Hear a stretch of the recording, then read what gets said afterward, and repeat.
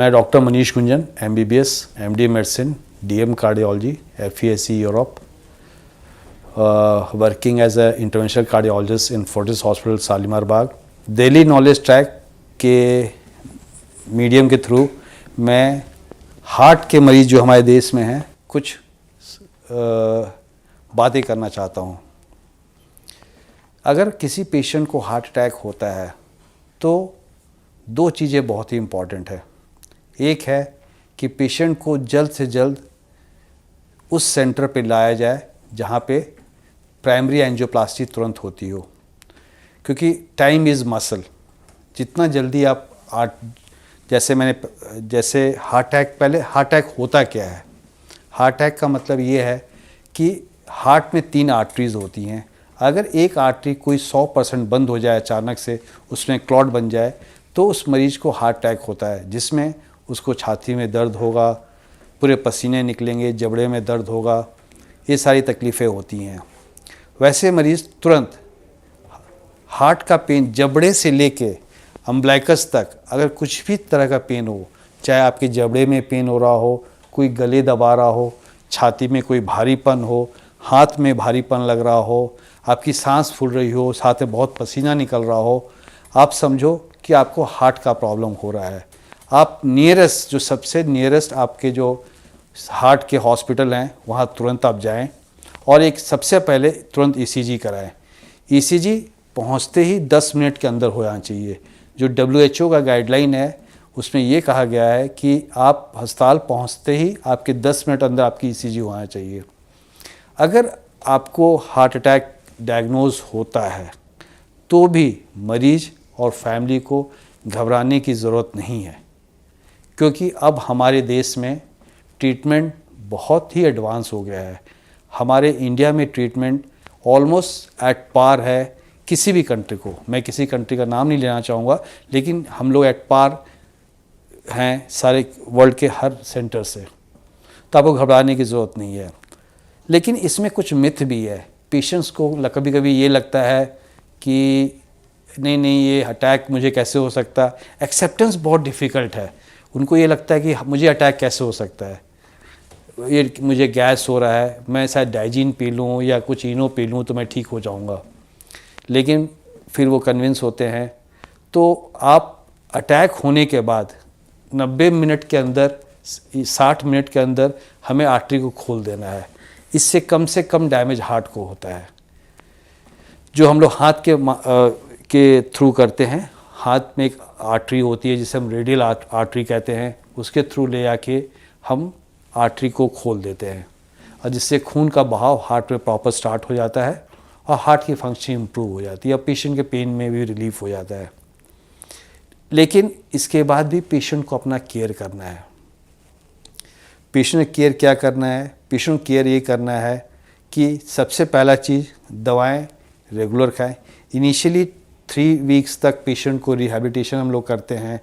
Rehabilitation में patient को diet, medications, normal walking करते हैं और उसके बाद वो उनको फिर नॉर्मल वर्क में इंट्रोड्यूस करते हैं। अगर आपको हार्ट अटैक हो गया तो आप घबराइए नहीं। ये मत सोचिए कि आपकी ज़िंदगी ख़त्म हो गई। आप उसके बाद भी नॉर्मल लाइफ लीड कर सकते हैं, लेकिन उसके साथ आपको लाइफस्टाइल मॉडिफिकेशन। हार्ट अटैक हो गया, सब कुछ ठीक है, एंजियोप्लास्टी हो गई या बाईपास होना है, बाईपास हो गया, उसके बाद भी आप नॉर्मल लाइफ लीड कर सकते हैं। नॉर्मल लाइफ, लेकिन लाइफस्टाइल मॉडिफिकेशन आपको करना है। खान पान में, खाने पीने में आपको घी मक्खन का बिल्कुल सेवन नहीं करना। आपकी जो कुकिंग मीडिया घर में होना चाहिए वो olive oil, canola oil, mustard oil, refined oil, किसी तरह का ऑयल यूज़ कर सकते हैं घी मक्खन के अलावा। उसके अलावा आप एक्सरसाइज रेगुलर करना है। हाई डाइट के अगर मामले में लें तो हमें हाई फाइबर डाइट लेनी है। लॉट्स ऑफ फ्रूट्स खाना है, लॉट्स ऑफ वेजिटेबल्स खाने हैं, ड्राई फ्रूट्स खाने हैं। ये सब हार्ट को प्रोटेक्ट करता है। उसके बाद रेगुलर एक्सरसाइज, जैसा मैं बताता हूँ हमेशा अपने मरीजों को कि आपको आधे घंटे से 45 मिनट्स तक डेली एक्सरसाइज करना है। अगर एज के हिसाब से, फिज़िकल एक्टिविटी के हिसाब से, अगर आप ब्रिस्क वॉक जॉगिंग कर सकते हो तो जॉगिंग करो, अगर आप खेल सकते हो तो खेलो। जो स्पोर्ट्स हैं जिस तरह बैडमिंटन हो गए, टेनिस हो गए, स्विमिंग हो गया, आप सब कुछ कर सकते हो। आप सारे एक्टिविटीज़ नॉर्मल आदमी की तरह आप नॉर्मल लाइफ लीड कर सकते हो। किसी कोई पेशेंट डायग्नोज हुआ कि उसे हार्ट की प्रॉब्लम है, तो हम एंजियोग्राफी करके देखते हैं कि क्या है। तो एक तो हार्ट अटैक हो गया, जिसमें तो हमें इमीडिएटली प्राइमरी एंजियोप्लास्टी करते हैं, जो इमीडिएटली करना अनिवार्य है। गाइडलाइन ऑलमोस्ट क्लास 1 इंडिकेशन है कि हमें इसे करना ही है। अगर कोई पेशेंट, मानिए जैसे कोई चलता है, उससे हाई ब्लड प्रेशर है और वो चलता है 100 मीटर पर, उससे छाती में भारीपन आता हो, सांस फूलने लगता हो, तो अपने कार्डियोलॉजिस्ट से अवश्य मिले। फिर उसे बेसिक टेस्ट हम करते हैं, इको और टीएमटी करके देखते हैं। अगर टीएमटी एक तरह का टेस्ट होता है जिस ट्रेडमिल मशीन पे हम पेशेंट को रन करते हैं और ईसीजी में चेंजेस देखते हैं। क्योंकि अगर पेशेंट को हार्ट अटैक नहीं हुआ है तो उस पेशेंट का ईसीजी और इको दोनों नॉर्मल आएगा। ये इसका मतलब ये नहीं कि पेशेंट को हार्ट का प्रॉब्लम नहीं है।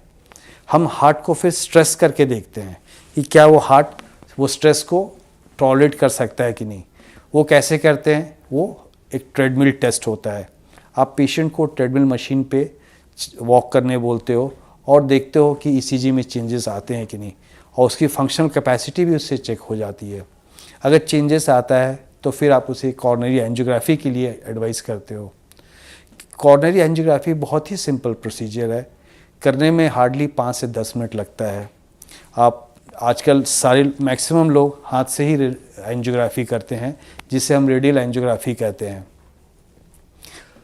हार्ट में 3 नसें होती हैं, 2 नसें लेफ़्ट साइड में होती हैं और एक आर्टरी राइट साइड में होती है। फिर उसमें देखते हैं कि ब्लॉकेजेस कैसे हैं। अगर उसमें ब्लॉकेजेस उसमें भी अपनी गाइडलाइंस में किस पेशेंट में अगर सिग्निफिकेंट ब्लॉकेजेस हैं तो किस पेशेंट को एंजियोप्लास्टी करना है और किस पेशेंट को बाईपास करना है। एंजियोप्लास्टी का बहुत ही सिंपल तरीका है, पेशेंट होश में रहता है, लोकल एनेस्थीसिया में हाथ के थ्रू करते हैं और जहाँ पे ब्लॉकेजेस हैं उसे हम डायलेट करके वहाँ एक स्टेंट लगा देते हैं और पेशेंट को तुरंत चलना बुलना शुरू कर देता है। बाईपास सर्जरी में पेशेंट को चेस्ट ओपन करके, अगर तीनों आर्टरियों में ब्लॉकेज है तो चेस्ट ओपन करके जहाँ जहाँ ब्लॉकेजेस हैं आर्टरीज़ में, सब में बाईपास ग्राफ्ट डाल देते हैं ताकि खून का बहाव ब्लॉकेज के आगे सही चले।